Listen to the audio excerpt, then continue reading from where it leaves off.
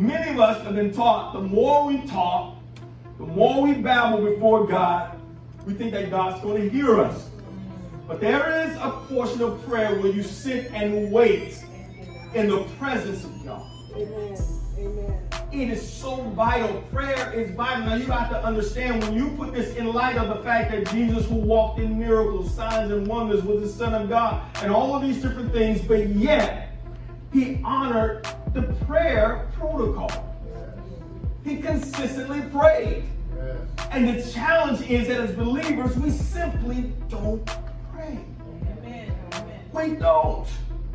Nor do we read our Bibles, and everything is based upon the Word of God.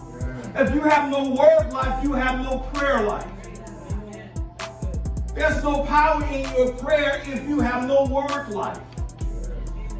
So he said they think they're going to be hurt for their much speaking. God is not moved on emotion. He's moved by his word. Prayer is a legal transaction. Tears and emotions, again, are not what moves God. Tears and emotion is not what causes heaven to invade earth. It is a legal transaction. So therefore he says, you're much speaking, and all that time I spent an hour in the presence of God, but what did you get accomplished if you didn't pray according to the protocol? So now, Matthew 7:7 again, ask and it shall be given. Again, we saw this in the original language. This is another revelation. That word ask is in the aorist tense. It means to ask and to keep asking. Seek and to keep seeking. Knock and to continue knocking. All right? And notice the analogy he's giving, to continue to ask. It is a repetition. Many times that I've already prayed once and that's it. That's not the kind of intercession that God is talking about. When you pray, you have to be consistent. It's in a moment we'll talk about, it's like a battering ram, and you have to keep going and keep asking and keep asking. In fact, the little Jewish children, when they would go to their, what they called their Abba, their father, it was customary to ask 3 times. The father was obligated to deny the child the first 2 times. And I just said something, I think you missed it. Paul went and asked, how many times the thorn was in his side did Paul ask? 3 times. 3 times. It's filled all in Scripture. 3 times they're asking. When Jesus was praying, and all 3 times they're asking, Father, take this cup from me. When he was praying, it's customary.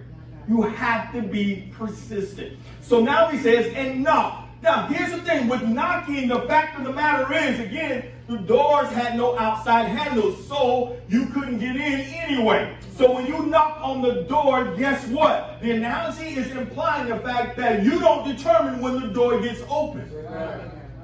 When you're knocking on the door, if they got to get dressed, take a shower, whatever they got to do, your only choice is to do what? Wait. So he says you to sit there and you got to wait. Notice again the implication. Many of us, we get turned off to prayer because of the wait factor. You have to keep knocking. And you can't get in your feelings. You can't get in your emotions. You got to keep knocking and keep knocking. You don't determine when the door gets open. And I have to stress that. Because if you don't, you'll become weary in well-doing. You're going to faint if you don't understand the revelation of knocking on the door and asking. Asking, pride gets in the way because some of us were so prideful. And we get into our feelings and we don't want to ask for anything. And then he says, keep seeking. Notice the implication to seek. He didn't say look, he says seek. This means you got to actually go and begin to search. That is the implication he's talking about. Again, we're trying to dispel some of the different disillusionments that take place during prayer.